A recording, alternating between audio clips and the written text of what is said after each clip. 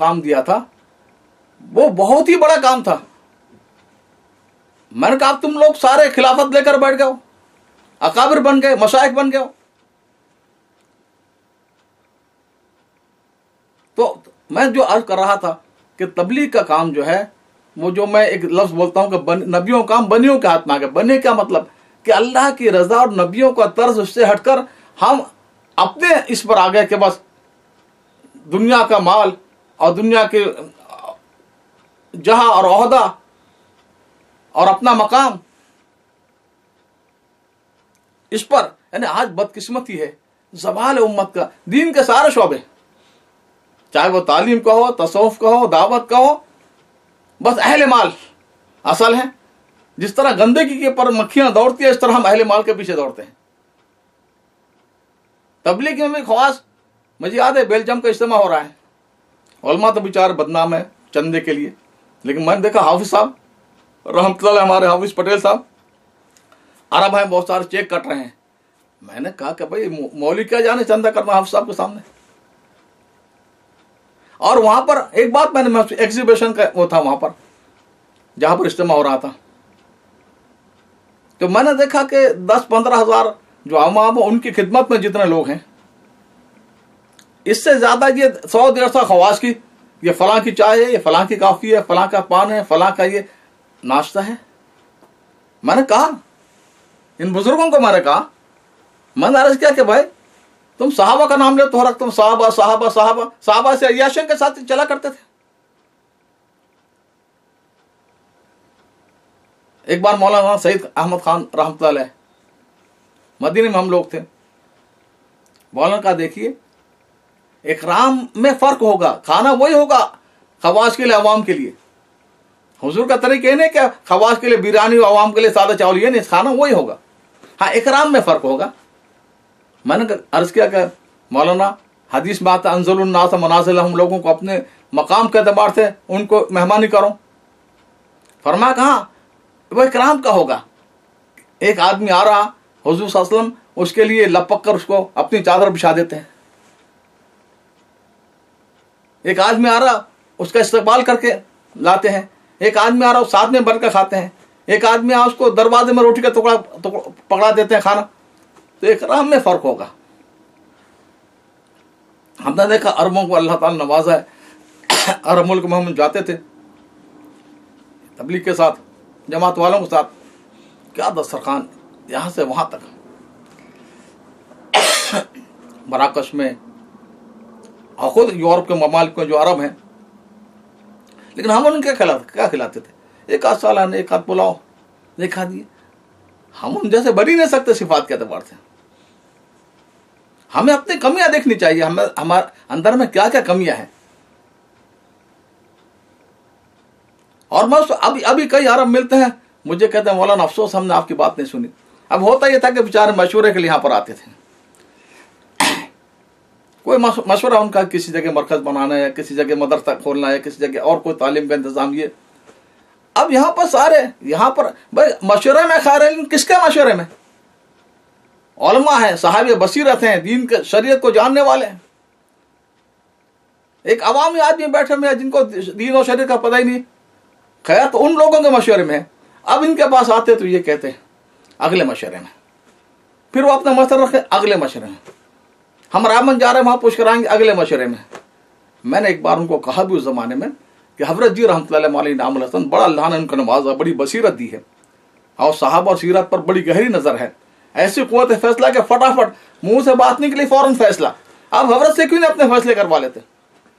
تو اب وہ ملتے ہیں تو کہتے ہیں بڑا افسوس کی بات ہے کہ آپ کی بات نہیں سنی ہم نے, ہمارے فیصلے ویسے ہی پڑے ہوئے ہیں,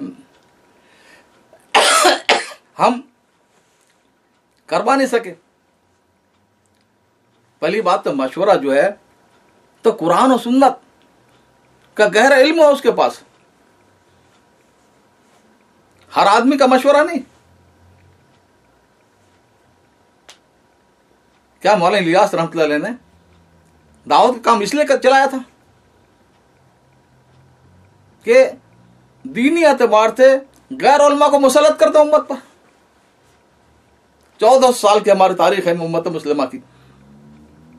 दीन का तमाम शोबे हमेशा उलमा के हवाले रहे, जो कुरान और सुन्नत की गहरी बसीरत रखते थे, दीन को, सीरत को, सहाबा को, उनके हालात को जानने वाले थे। ये और बात है, मुखलिस भी थे, गैर मुखलिस भी थे, माल के तालिब भी थे और ओहदों के तालिब, दुनिया के तालिब भी थे, लेकिन थे साहिब इल्म। ये पहली मरतबा तबलीग के नाम पर ऐसा हो रहा है कि वो तबका जिसे कुरान और सुन्नत का पता ही नहीं, वो दीन के नाम पर गाली बातें जा रहा है, छाता जा रहा है। अब यहां पर हम देख रहे हैं बड़ी इफरात और तफरीत हो रही है, और हर जगह हो रही थी, यहां नहीं। बदकिस्मत है कि निजामुद्दीन के अलावा अक्सर मुल्कों में हावी और गालिब वो लोग हो चुके हैं जो माल के एतबार से या ताजिर हैं या कोई और उनका ही है, और वो खवास बने हुए हैं। इसमें बड़ी एहतियात की जरूरत है। डॉक्टर सलमान नदवी कहने लगे एक बार कि मेरे वालिद साहब की पहली मुलाकात मौलाना इलियास रहमतुल्लाह से, मौलाना सैयद सलमान नदवी रहमतुल्लाह की थाना 1 में हुई थी। वो अपनी जमातों में गश्त वगैरह करा रहे थे, तो मेरे वालिद साहब को ये इश्काल था कि आप आवाम को कुछ वक्त लगाने के बाद बयान की इजाजत देते हो मस्जिद में, अब इन्हें दीन का तो कुछ पता नहीं, ये इफरात और तफरीत कर देंगे, वाजिब को मुस्ताहब बना देंगे, मुस्ताहब को वाजिब बना देंगे। तो इन बुजुर्गों के खदशात सही थे।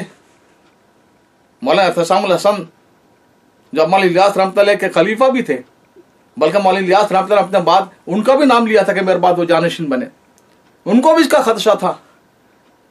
खुद मौलाना इलियास रहमतुल्लाह जब हज़रत थानवी ने जब अर्ज फरमाया तो फरमाया नहीं, हम तो हर जमात में एक आलिम रखना जरूरी है, बल्कि 2 आलिम, और आज यह है कि पूरे मुल्क की शूरा है, कोई आलिम नहीं उसमें। तो इल्म के साथ हमारी है, और फिर उलमा की बेतौकीरी, कोई जरूरत नहीं समझते। जो सूरत हाल है, मैं खुद ड्यूसबरी में एक मरतबा, बहुत पुरानी बात होगी, 20-22 साल पुरानी, मैंने कहा आपके पास आपके तलबा जो आपके पास जो हिफ्ज़ किया, उन्होंने आलिम बने, साल जमातों में लगाया, और आपके दारुल में पढ़ा रहे ड्यूसबरी के, उनके डिटो लगा फलां की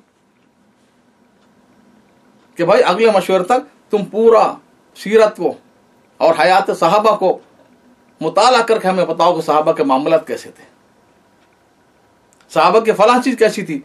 नहीं, लेकिन इन्हीं लोगों, हाफिज साहब जब तक खैर न थे, जब तक वो बयान नहीं करते थे। जब उनका बयान शुरू हुआ, और फिर हवारी मुवारी तो हर जगह ऐसी होते हैं आज कि हजरत आपके बयान से बड़े अनवरात फैल गए हैं, और आपके बयान से हिदायत आएगी वरना नहीं आएगी, और सर पर चढ़ा देते हैं, आदमी को पता नहीं चलता कहां पहुंचा दिया। अब उसके बाद में जितने हवारी मुवारी उनको पता था कि आप साहब बोले तो हमारी बारी है। अब सारे भाई, मैं ये कहता था, बार बार इन्हें समझाया मैंने कि देखिए कम से कम तुम्हारे 2 बड़े बरकस हैं, एक ड्यूसबरी में, एक लंदन में। यहां पर जुमरात का जो इज्तिमा होता है उसमें सैकड़ों आदमी होते हैं, हजारों आदमी होते हैं। तो यहां ऐसा आदमी बोले जो कुरान और सुन्नत की गहरी बसीरत रखता हूं, सीरत का गहरा मुताला हूं, ताकि जो नए आदमी आते हैं वो समझे कि ये तो 6 नंबर उल्टा सीधा बयान करते रहते हैं, सुनी सुनाई बातें, लेकिन इनके पीछे अहले इल्म है, जो काम चला रहे हैं वो साहिब इल्म बसीरत अहले उलमा है। अब हमने देखा इन दोनों जगह पर साल का 52 हफ्ते होते हैं तो 6-7 हफ्ते कोई आलिम हो, वरना बस यही। क्या एक आदमी, क्या जहालों की जमात है?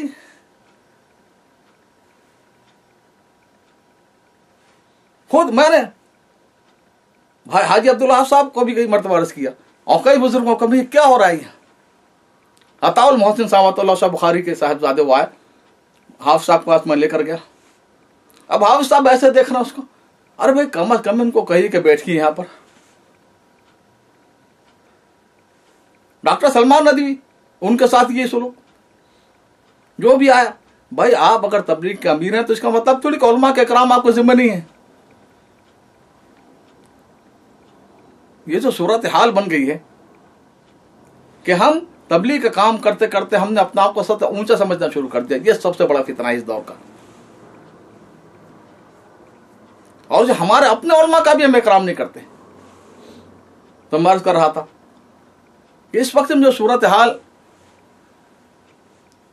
हो गई है कि काम को बहुत ही एक सतही अंदाज आ गया, काम का गहराई।